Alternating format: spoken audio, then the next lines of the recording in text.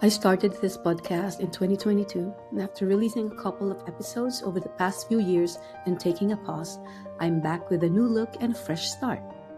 Welcome to Season 2, Episode 1 When Love Breaks You. Hello, everyone.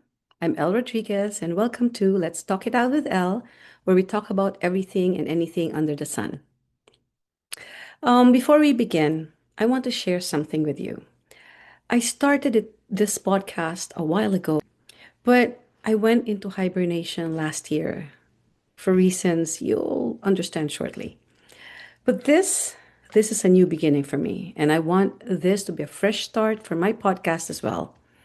So today officially marks season 2 of Let's Talk It Out with Elle. And since this is the year of the horse, which is my year, I wanted to kick it off with something real, something honest, something I know many of us can relate to, something positive that we need as we step into 2026. And the title of today's episode is When Love Breaks You. Don't worry, it sounds negative, but no, it's about something positive. Um, as you can see, my background is on Champlain in Brossard, Quebec. Okay. Um, Today we're going to reflect on some lessons from 2025 that I think many of us can relate to. Lessons about relationships, love, heartbreak, and what it really means to rebuild yourself when life knocks you down. Let's start with something I've been reflecting on deeply: relationships. I'm not really good at it, so let's get on with it. Lesson number 1: relationships and accountability. I was going through some old poems that I had written for the people who hurt me the most. They span decades from high school all the way to last year. And as I read them, I noticed a pattern, a common denominator in the loves that I've lost. Many of them had, okay, the common denominator is most of them had other relationships that they want to let go of to be with me, actually left to be with me. Or at least that's what they said, right? Now, you can imagine how shocked I was when I discovered these similarities among them.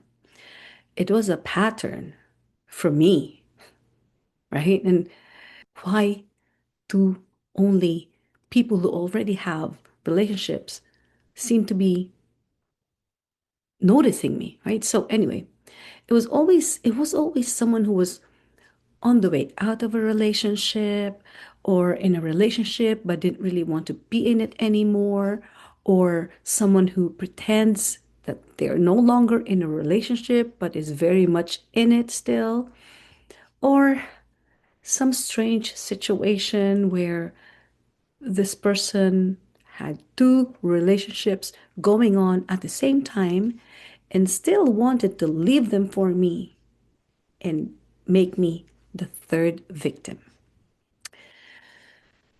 And even knowing these red flags, I still ignored my own logic. I'm a lawyer. Yep, I am an actual lawyer both in the Philippines and in Canada. And yet, I somehow never use my brain when it comes to relationships. I always let my heart lead, and it always led me into trouble. So, hence the heartbreak. Then I thought, why did I fall for these people in the first place? What made me believe that I was somehow that one person who can change them, right? That one person who could turn these dishonest people into honest, trustworthy individuals. Like, was it ego? Right? Was I so egotistical that I thought, yeah, he's gonna leave this person for me because I'm the best. I'm better than her. It did not even, well, actually, it did come into my mind at one point that if you did that to her, what makes me think you won't do that to me? Right? It already crossed my mind, but no, I still went ahead. And that's when I realized the heartbreaks, they weren't just caused by them. I enabled them because of the patterns that I kept repeating, like the red flags that I ignored, and the hope that I clung to, thinking that love could fix what shouldn't have been fixed. Well, was it even love in the first place, right? I felt so stupid. I felt dumb. I can't believe it took me so many years to finally see my wrongdoing. Like, I can't help but wonder now, is this what they call karma? Is this my karma? Because I was so oblivious to the fact that I was actually hurting innocent people by letting these dishonest people into my life, giving them a way out of their current relationships. The last heartbreak I went through was so devastating. It broke my soul. It broke me. And we'll talk about that more shortly when we turn to what I learned about love. So right now, let's talk about accountability. You know, taking accountability is not easy. It's uncomfortable to talk about. But honestly, it's freeing because once I admitted my part, I could finally start healing, start learning about myself, about love, and about how not to get heartbroken again. So I realized that, not just realized, so after I realized that I had a part in my heartbreak, I had to accept that that's the truth. That, who's to blame is not just them. Yes, they cheated on me, they hurt me, they did all these terrible things to me. But had I not let them in, after knowing that there were the red flags that existed at the beginning, then I wouldn't be hurting, right? I wouldn't have had my heart broken. Now, have you ever stayed in a relationship hoping that someone would change, even though you knew better? It's not easy to admit, but sometimes acknowledging your role is a first step to healing. Now, let's talk about love. There are different kinds of love. So, what is love? Do you even know what it truly is? I'll be honest. I don't think I don't think I know what love is. I thought I did. I've been in so many failed relationships that at some point I stopped knowing what love meant. I thought I knew. I really did. I felt like I knew. But looking back, I realized I was confusing love with attachment, with desire, with hope, with infatuation, with crush, with all of those things that is really not love. Today, the only love I know to be truly pure and real is the love of a mother for her children.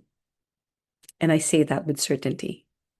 See, I am blessed with two wonderful children, and they are the loves of my life. They taught me what it means to truly love someone. Truly loving someone means putting their needs before your own. It means sacrificing for them. It means working hard even when you're exhausted, when you just want to give up, when you feel like you have nothing else to give, you still give. Love is when I'm hurting and yet I'm able to set aside my pain because my child is hurting too. There are days when I feel depressed, days when I have no confidence, days when I just want the earth to swallow me whole. But I never give in to those thoughts. I just look at my children and I know I want to keep going. They're all I need. They give me renewed strength, renewed energy, a reason to keep fighting for a better life, not just for them, but because of them. That's love. And even though your children say hurtful words to you, even though they rebel, even though, the words that you hear from them feels like you're being stabbed in the heart. You cry, but you never feel hate for them. You never, not once will you ever feel hatred. It's all hurt. But the love, it's never gone. It's always there. No matter what they do, you love your children. And I know it because I've experienced it with my children. That's how I am with them. It's not chaos. It's not confusion. It's not begging someone to choose you. It's consistency. Love is consistency, presence, sacrifice, and showing up even when it hurts. Now, I know a lot about motherly love, but what is romantic love? That kind, the love that causes heartbreak, sad songs, and sometimes even dark thoughts of revenge. What is it?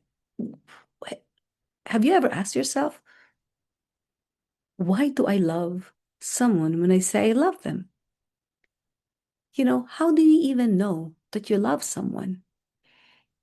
How do you know you love your husband, your boyfriend, your girlfriend? What makes you say you love them? Is it because of how they look?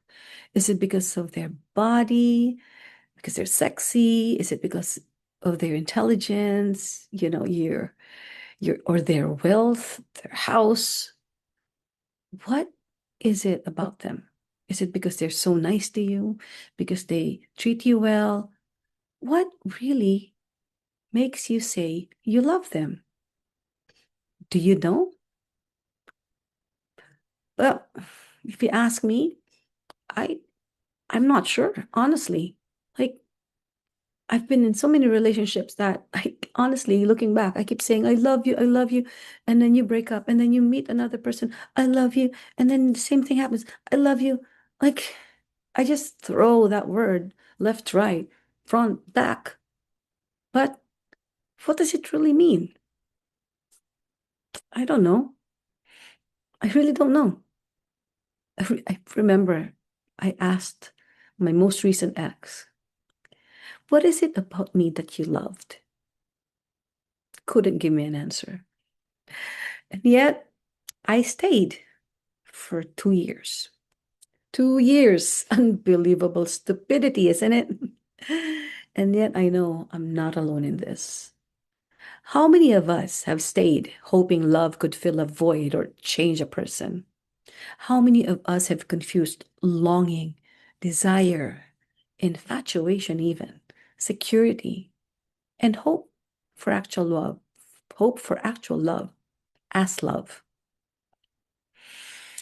Oh, here's the lesson I truly learned. Loving someone is not possible without first loving yourself. Now, my I told you that we'll get into this. Now we're getting into this. Why my last relationship was so devastating.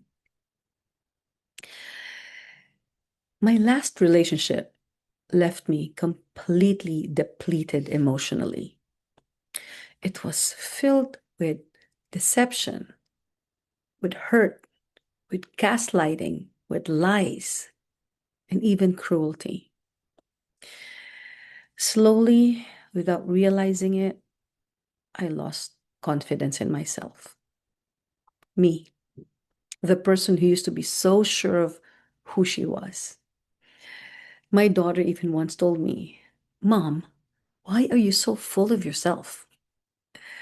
And I said, well, who else should I be full of other than myself? And she couldn't say anything to that because it's true, right? Because that's how I felt. Like, of course, me first, you know, love myself first. But that's also showing me confidence. Like, that's how confident I was. I was very sure of myself. I was comfortable in my skin. I was strong. I I was strong in who I was.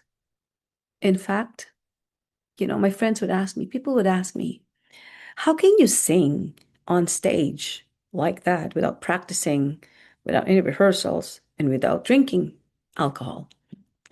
And I always say, well, I don't need alcohol to do anything. And it's true.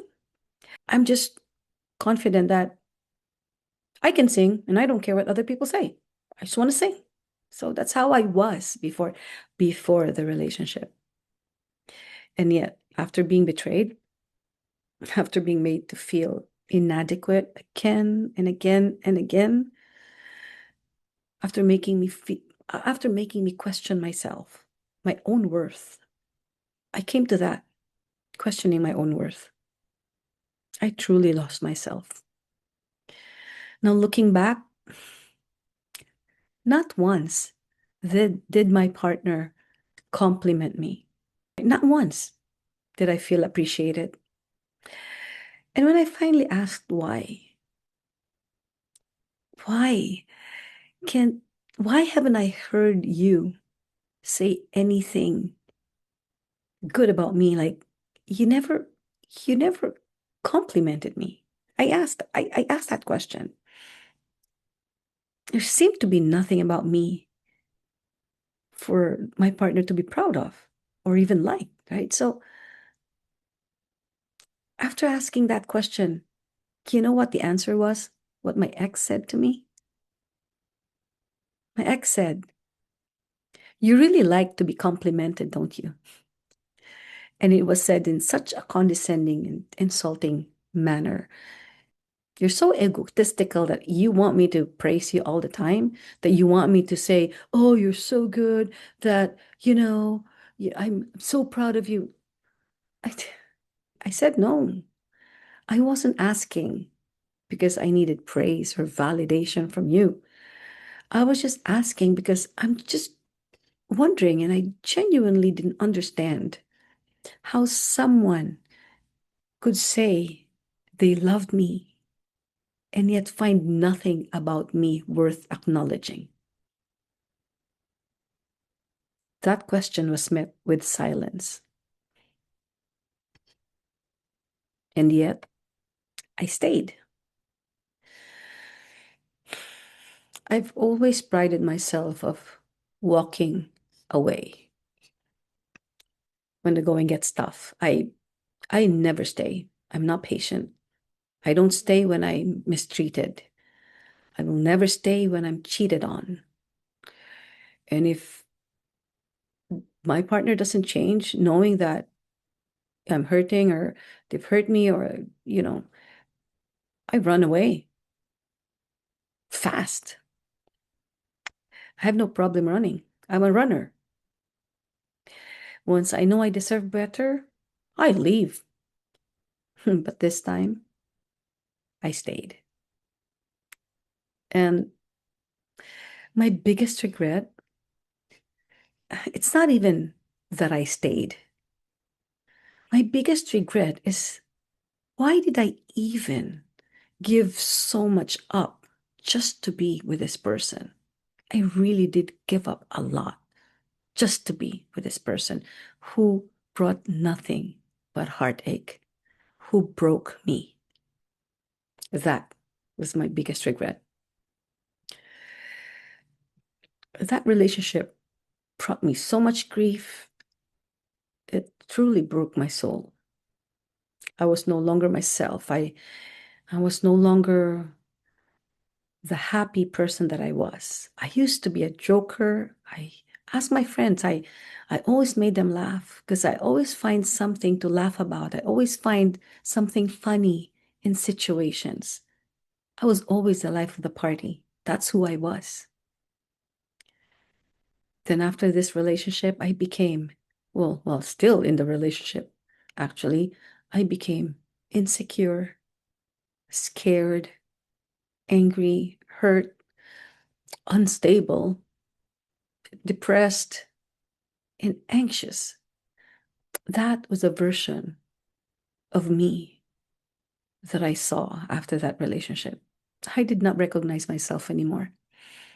In fact, when I went back home to Canada to my children, they told me, my son told me, Mom, you changed a lot. They did not recognize me at all. He said that I changed dramatically. I was defensive. I was paranoid. I was always emotional. I was so negative. I was really spiraling downward and I could feel it. It felt like I was falling into hell, slowly losing everything that made me me. But underneath all that, the real me was still there. I felt it. It was reaching out to this broken, angry version of myself. Now, I will not forget this one day that I had a huge fight with my ex, and something in me just snapped. I imploded. All I wanted in that moment was for the pain to stop. I just couldn't take it anymore. I can't anymore. I can't. And I remember thinking, I couldn't carry this anymore. I was so overwhelmed with grief and sorrow and pain. And I was just, I was just, I didn't want to be there anymore. And then that small voice inside of me spoke up and said, No, remember your children. And so I closed my eyes and there's the faces of my children. And I really got scared because I felt that I was gonna do whatever that dark thoughts I had in my mind that day. So at that time, I was sitting on the floor crying. I remember holding on to the leg of my desk because I was in the office. I held on so tightly, refusing to let go, because I knew that if I let go, I might act on my thoughts, and that scared me. So I stayed down right there, crying, holding on to the leg of the table, the desk. It took hours before I could finally let go of that table and I stopped crying. And that was the day I truly let go, not of life, but of the relationship. Because I realized it had already gone too far. The betrayal, the deception, the continued gaslighting, the continued lies. I, I can't. I had to let go because it started to affect my will to live. And that could not happen. That should not happen. I will not let that happen because I love my children. So I held on to that thought of loving my children in order to move on from that situation. Now, Lesson number three. I think we're on number three now. The turning point, rebuilding my life. After everything that happened in the Philippines, I went back to Canada completely distraught. I was this Elle from hell, as I jokingly thought to myself. But I knew deep down that my pain and my struggles had caused my children to be distant. I did not just feel it, I saw how distant my children became. And so I told myself, this can't go on. No one else is going to help me. So I had to do this on my own. You know, I had been through so much in life. Uh, some maybe not as traumatic as this. I don't think I've ever had a meltdown because of a relationship until that day. But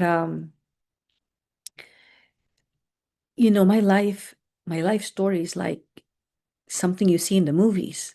You won't believe it. Like, oh, it happened to you, really? It's like that. And so I reminded myself, you know, you've been through a lot, Elle. You're strong. And I knew I was strong. So I told myself, okay, I got to do something about this because this depression is just killing me. It's destroying my relationship with my children, and that can't happen because they're everything to me, right? So I started biking every day and just enjoying nature, trying to let it heal me because I love nature. I love the water, I love the trees, I love the sky, the animals. So so biking every day by the water gave me some sort of peace, inner peace. I did that every day for a few months. I enjoying just enjoying nature, right? But it like I said, it gave me some sort of peace. But even after 3 months of trying to function normally, I was just pretending to be okay while I was dying inside. So it wasn't working, right? Um, then I remembered a book that my daughter gave me as a Christmas gift. It's called The Secret. My daughter was just 10 or 11. So she gave this to me and I read it. I took that book, brought it with me on one of my bike rides. On my way to my favorite park in La Prairie, I called two of my friends from the Philippines. I called them one after the other and I poured my heart out to both of them, just venting the whole 40 minutes that I was biking. I was crying at the same time.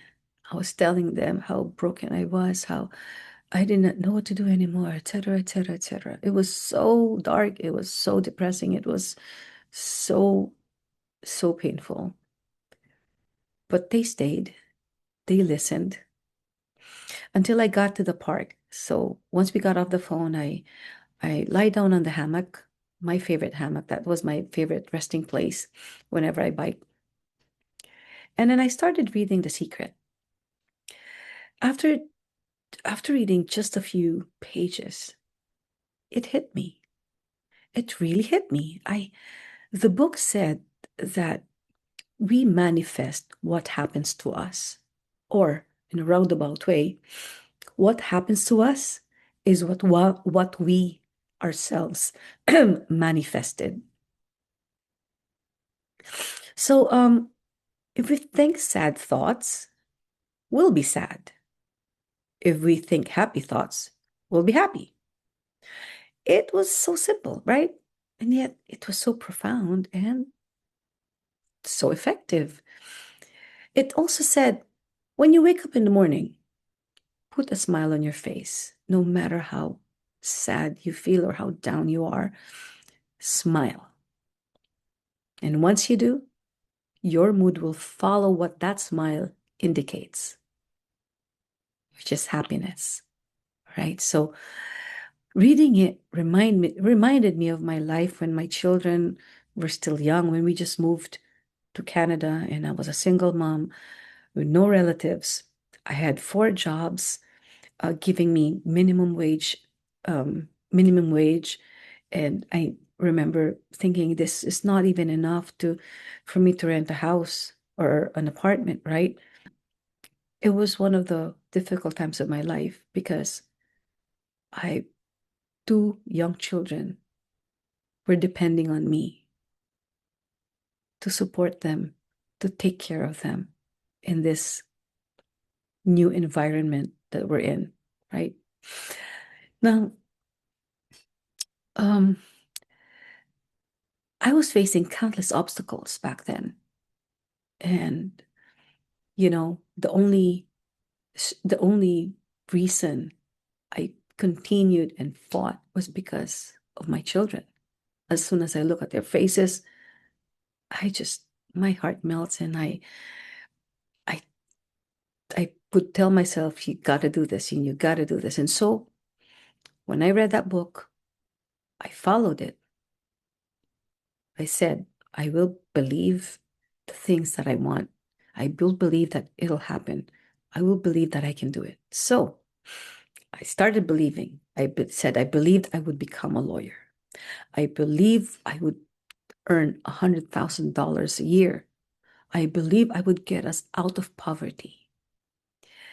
And during that time, if someone else heard me say these things, they're probably gonna laugh. Because like I said, I didn't have enough, right? I was a single mom in a foreign land with two young children depending on me.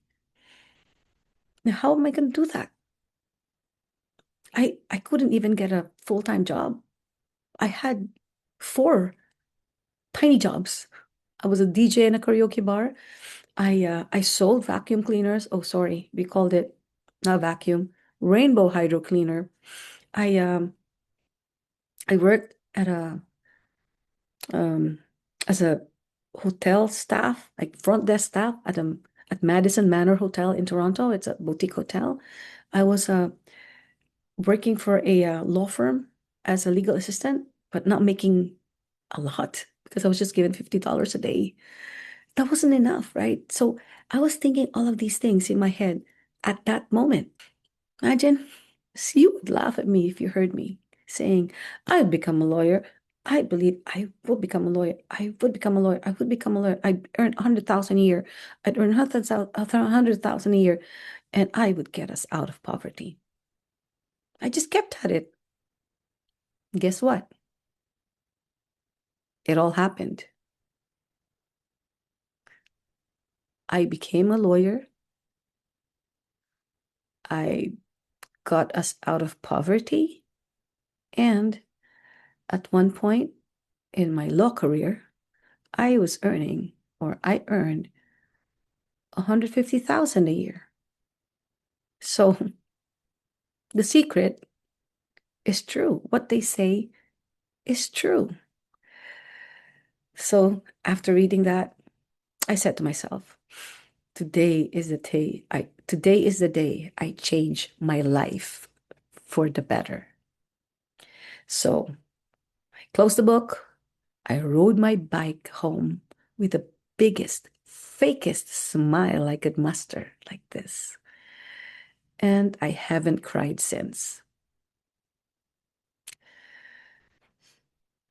Now, we've talked about my relationships, what I learned about it, what I learned about love, and how I turned my life around. But to be honest with you, it's not easy to manifest. I think it's human nature to be negative, to think things, to think, oh, it's impossible to do this. It's impossible to get what I want. I think it's like an autopilot, like it automatically goes to that negative thought, right? But here's the truth. We all have it in us.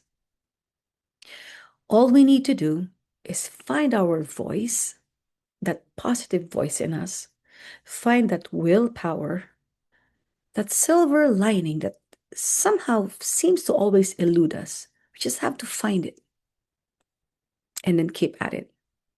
We need to believe that we can do whatever it is that we set our minds to. See, nothing is impossible for someone who truly believes and works for it. You just have to expect it to happen, and it will. But of course, you have to work hard for it too, right? but but then honestly, the book, the secret also said that when you ask for something, do not go into detail of. So for example, I want to, like I said, I want to earn $100,000. Now, if you start thinking, wait, how am I going to go about doing that? Like, let's say in my situation back then, if I thought about this, so how am I going to do that? I have four jobs. I'm only earning this much. I can't even, like, how am I going to forget it? That's what you're going to end up doing, right? So the secret is saying, do not go into the details of how. Just believe it will happen, and the universe will just make it happen for you, right? Now, having said that, I'm not saying that do not work. You cannot just sit down and say, I'm going to earn $100,000 and not go for, work and not work and or find a job. Of course not. But the saying, do your best and God will do the rest. I think that's what the secret is saying too, right? Just do your best, but expect that it's going to happen. Expect that it will be given to you. Expect to receive it. So I think that's what it means. That's what the secret is all about. But like I said, going about it is it's not easy. It's hard. Like I'm still um, you know, at that point where I'm trying to keep at it. I'm trying to do what I can to manifest. And I'm not an expert. I'm not an expert in manifestation yet.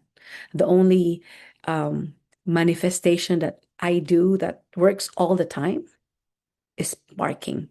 I'm so lucky in parking that I'm going to go to a place where there's so many cars and there's not a single parking available, and there's so many cars, looking for parking. You know what I do? I just drive, and then I don't know, somehow my instinct leads me to this, like turn left, for example, and then there's the parking right there for me. That's what I perfected, parking. So I'm trying to perfect manifestation and the other goals that I have in life, right? So I'm still at the keeping at it stage. And I won't stop until I get what I want. But I know I will receive it. And like I said, when 2026 came in, so many good things started happening to me. And so I know this is my year. This is the year that I will receive those prayers that I've been praying for, the wishes that I've been wishing for. Um, Now you have to remember that we need to believe that we can do whatever it is we set our minds to. And when you do, you'll be surprised. Now, there's also one thing that I want you to remember, and it's something important that I want you to always keep in mind. Do not let negative people tell you that you cannot do it. Remember, only you can put a limit to what you can do, no one else. Because I've been focusing on smiling and being positive when 2026 began, because remember, last year I was really, out of it. Um, but then it was last year that I started, it was last year that day that I said I turned my life around happened. And since that, I focused on smiling and being positive. And when 2026 began, the things that I was praying for started manifesting, started happening. So my prayers were taking shape, are taking shape. And I feel strongly that I'm really on my way to receiving everything I've been asking for. And if I can do it, so can you. Just keep going, keep believing, Keep smiling, even if it's fake, and don't ever give up on yourself. Well, I hope you learned something from what I shared with you. We're now at the end of the podcast. Um, Now you can pick and choose what resonates most. But if there's one thing I suggest you take away from this episode, it's this: loving yourself will keep you away from heartbreak, and believing in yourself is the road that takes you to your desired finish line. Keep that in mind. I hope to see you in my next episode. Um, and if you have anything that you want me to discuss, or if you want to be a guest in my podcast, don't hesitate to email me at lrodriguez2021 at gmail.com. That's ELLERODRIGUEZ 2021 at gmail.com. Now, I don't know if I mentioned it, but this is, like I said, I think I mentioned it earlier. This is Pont Champlain, my favorite bridge that lights up. See, the light there is purple. Thank you so much for listening, for watching, and please email me for any topics that you wish me to discuss, and if you want to be a guest in my podcast. Now, next episode, I'm not sure what topic I'll be discussing, but it would be something probably related to this, like an offshoot, something like that. And I also want to let you know that I have a